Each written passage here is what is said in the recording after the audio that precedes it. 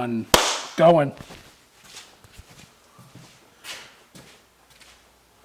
Well, good afternoon from the great state of Maine. This video is going to be a wrap-up of the surf season. I got a little bit of footage I might throw in, but it's mostly going to be going over the gear. I made a video talking about everything that I had put together at the beginning of the year, so this is going to cover what worked, what didn't, what changed, and why.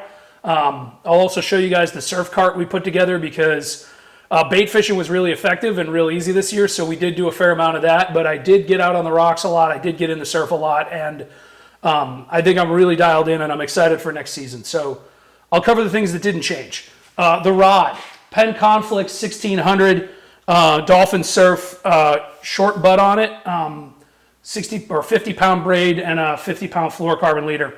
Not changing it, loved it, worked amazing. Caught a lot of big fish, caught a lot of small fish, both were fun. The Sims waders with the booties, keeping those, also keeping my hiking boots.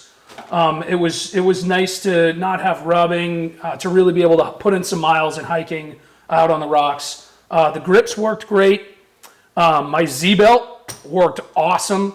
And my surf bag worked awesome. I'm not changing any of the lures. I added some darker stuff for nighttime, a couple pencil poppers, some metal lips, and a few Yozuris, but I'm not changing all the lures that I put in there. They worked great. I did favor a few, and there were some that were more successful than others, but that doesn't need to change.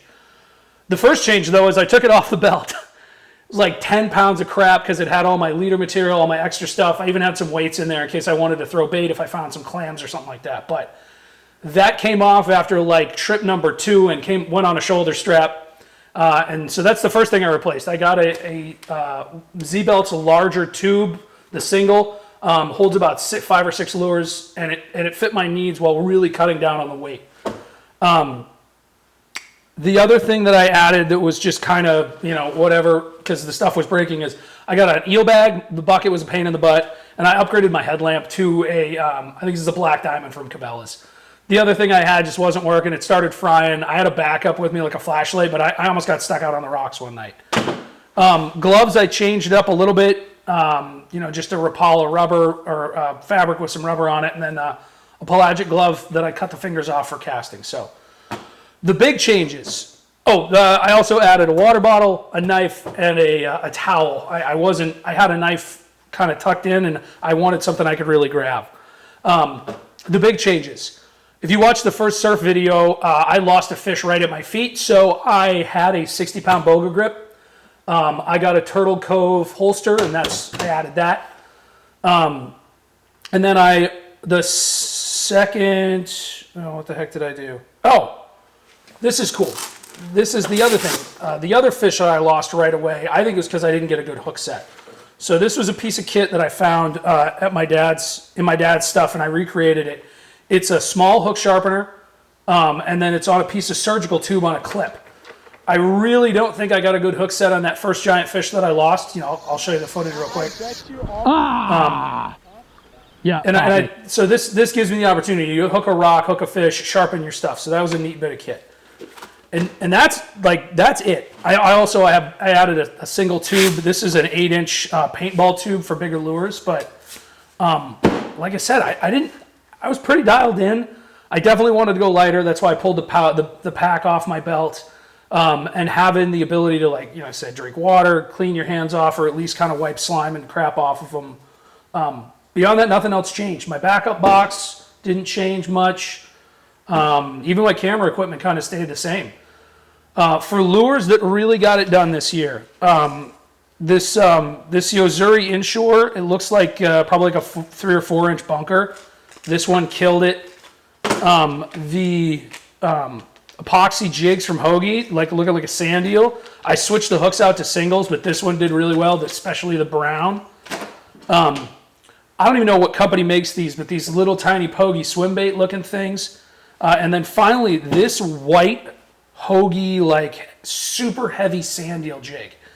I found this got it done so much. I lost a huge fish on it. I caught some huge fish on it. It casts an ever-loving mile. And the hook is wicked strong and wicked sharp.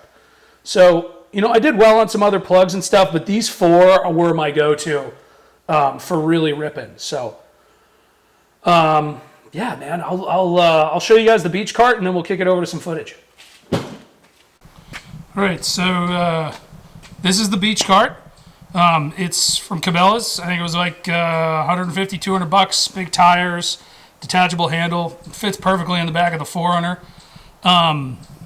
Used the huge aluminum spikes. They were really necessary where you're fishing in some kind of gravelly spots and some deep sand, and obviously we're using huge rods.